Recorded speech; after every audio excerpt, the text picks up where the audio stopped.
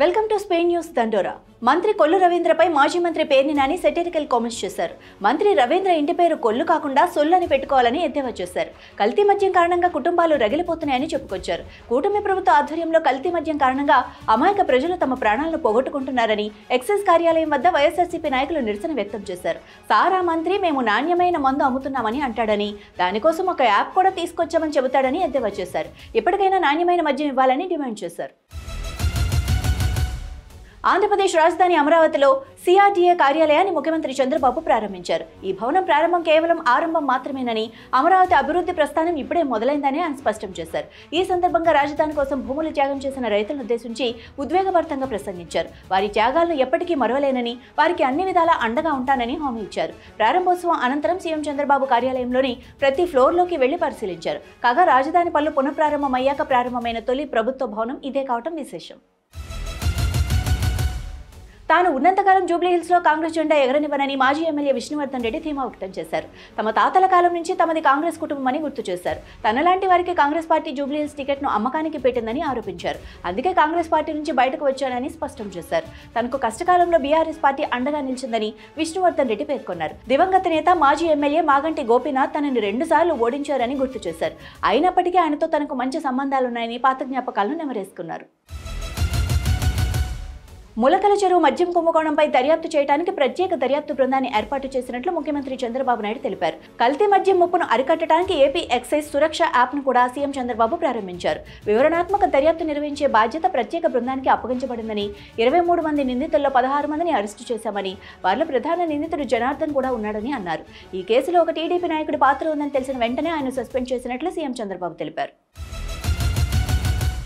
Srikalahasti assembly నియోజకవర్గం జనసేన మాజీ incharge Vinitha కోట తెర మీదకు వచ్చారు. తాజాగా ఓ వీడియోను విడుదల చేశారు. నియోజకవర్గ స్థాయిలో చోటు చేసుకుంటున్న రాజకీయాలు, బ్రహ్మరాంబ శ్రీకాళహస్తీశ్వర స్వామివారి ఆలయం పాలక మండలి చైర్మన్ పదవి అంశాలను ప్రస్తావించారు. తన అభ్యంతరాలను తెలియజేశారు. తన నిర్ణయాన్ని పవన్ కళ్యాణ్ పునరాలోచించుకోవాల్సిన అవసరం ఉందన్నారు. హత్యకు గురైన కారు డ్రైవర్కు సంబంధించిన ఓ వీడియో వెలుగులోకి వచ్చిన మరుసటి రోజే కోట వినిత తాజాగా వీడియోను విడుదల చేయడం, అందులో పలు అంశాలను చర్చించడం ప్రాధాన్యతను సంతరించుకుంది.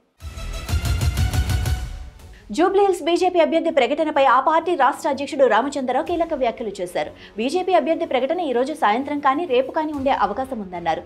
ఇదే సమయంలో జూబ్లీహిల్స్లో బీజేపీ గెలుపు ఖాయమని ధీమా వ్యక్తం చేశారు. అలాగే జూబ్లీహిల్స్లో ఎంఐఎం పార్టీ గెలవాలని వారి అభ్యర్థిని కాంగ్రెస్లోకి పంపించి పోటీ చేస్తున్నారని ఆరోపించారు. బీహార్ అసెంబ్లీ ఎన్నికలు వచ్చే నెలలో జరగనుండగా ఈ ఎన్నికల్లో పోటీ చేసేందుకు ఎన్డీఏ కూటమి పార్టీల మధ్య సీట్ల పంపకం ప్రశాంతంగా ముగిసింది. బీహార్ రాష్ట్రంలో మొత్తం 243 అసెంబ్లీ సీట్లుండగా ఎన్డీఏ కూటమిలోని ప్రధాన రాజకీయ పార్టీలైన బీజేపీ, జనతాదళ్ యు పార్టీలు కలిసి తలా 101 సీట్లలో పోటీ చేయనున్నాయి. ఈ మేరకు కూటమి నేతల మధ్య ఏకాభిప్రాయం కుదిరింది. చిరాగ్ పాస్వాన్ నేతృత్వంలోని లోక్ జనశక్తి పార్టీ రామ్ విలాస్ కు 29 సీట్లు దక్కాయి. మిగతా పార్టీలకు చెరో 6 స్థానాలు కేటాయించినట్లు ఎన్డీఏ నేతలు వెల్లడించారు. ఏపీలో పీడీఎస్ బియ్యం అక్రమ రవాణాపై ప్రత్యేక నిఘా పెట్టామని మంత్రి నాదెండ్ల మనోహర్ అన్నారు. విశాఖలో స్పాట్లోని పీడీఎస్ బియ్యం గుర్తించే ర్యాపిడ్ కిట్స్ను ఆయన ఆవిష్కరించారు. 700 పీడీఎస్ బియ్యం టెస్టింగ్ కిట్లను సిద్ధం చేశామని తెలిపారు. విశాఖ నుంచి ఇతర దేశాలకు బియ్యం తరలిపోకుండా 3 చెక్ పోస్టులతో నిఘా పెంచామన్నారు. పీడీఎస్ బియ్యం అక్రమ రవాణా చేస్తే కఠిన చర్యలు ఉంటాయని హెచ్చరించారు.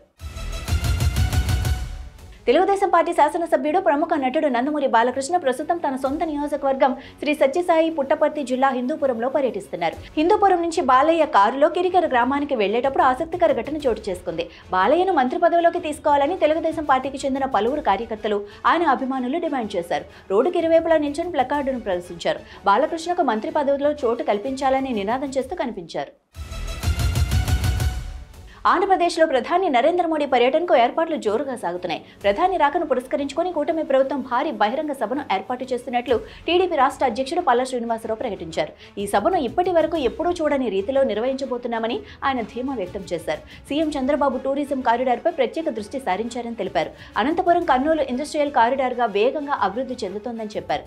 శ్రీశైలంలో 5 స్టార్ హోటల్ నిర్మాణం కూడా జరగబోతోందని వెల్లడించారు. ఇవి ఇప్పటి వరకున్న స్పెయిన్ న్యూస్ దండోరా. చూస్తూనే ఉండండి అభినవ్ భారత్.